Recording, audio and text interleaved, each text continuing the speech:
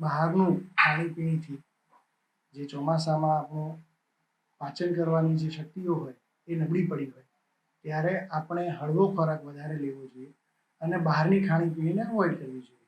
સામાન્ય રીતે વાર તહેવારોમાં બહારનું ખાવું, તળેલું ખાવું એ ટ્રેન્ડ બની ગયો છે, જેનાથી જે પાણીજન્ય બીમારીઓ છે જેમ કે કમળો છે, ટાઇફોઇડ છે, ઝાડા ઉલટી છે અને મચ્છરજન્ય બીમારીઓ છે જેમ કે ડેન્ગ્યુ છે, ચિકનગુનિયા છે, વાયરસના તાવ છે, તો એ બધાથી જેટલું આપણે બહારનું ખાણીપીણી ટાળીશું એટલું વધારે યોગ્ય રહેશે. જેટલું તળેલું ઓછું ખાઈશું એટલું વધારે યોગ્ય રહેશે. હળવો ખોરાક એ એમાં ફાયદો ખાસ કરીને કરી શકે.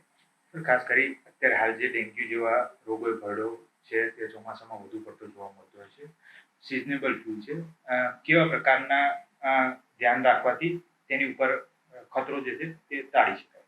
હા, સૌથી પહેલા તો ચોમાસાની ઋતુમાં આપણે શરીરની શક્તિઓ, રોગ પ્રતિકારક શક્તિ વધે તેની વધારે કાળજી રાખવી જોઈએ. જેથી આપણા આહાર વિહાર પર વધારે કાળજી રાખીએ તો શરીર જ્યારે જે કોઈ બીમારી સામે લડી શકવા માટે સક્ષમ હોઈ શકે.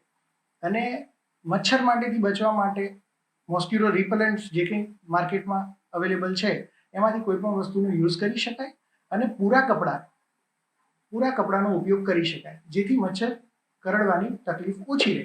તો આપણે ડેન્ગ્યુ છે, ચિકનગુનિયા છે કે વાયરસના તાવ છે એનાથી બચી શકીએ. અને એ પ્રકારની કોઈ પણ બીમારી આવે તો આપણું શરીર એની સામે લડવા માટે સક્ષમ હોય તો શરીર એની સામે લડે તો આપણે ઝડપથી રિકવર થઈ શકીએ.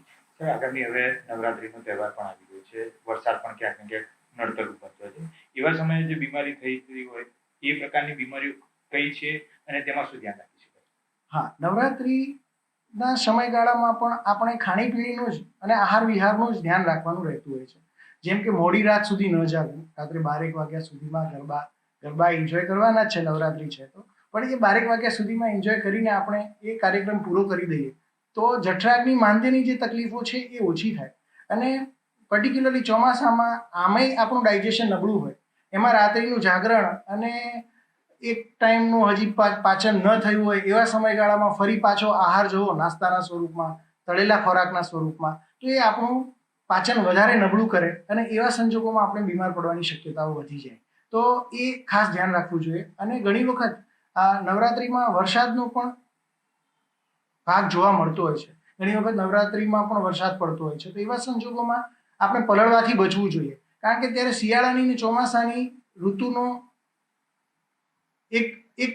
એકત્ર થવું એ ભાગ જોવા મળતો હોય છે.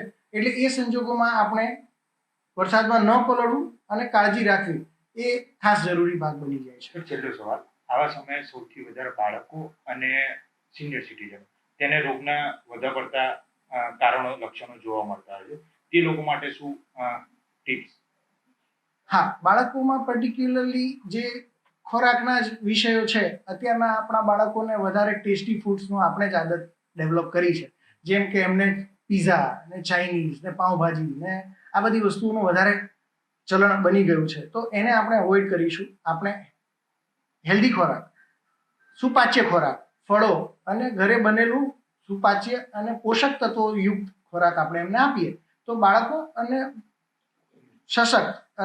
વૃદ્ધો એ બંનેમાં આપણે એમને રોગ પ્રતિકારક શક્તિ પ્રોવાઈડ કરી શકીએ, જેનાથી એ રોગો સામે એમનું શરીર લડી શકે અને એ બીમાર ન થાય.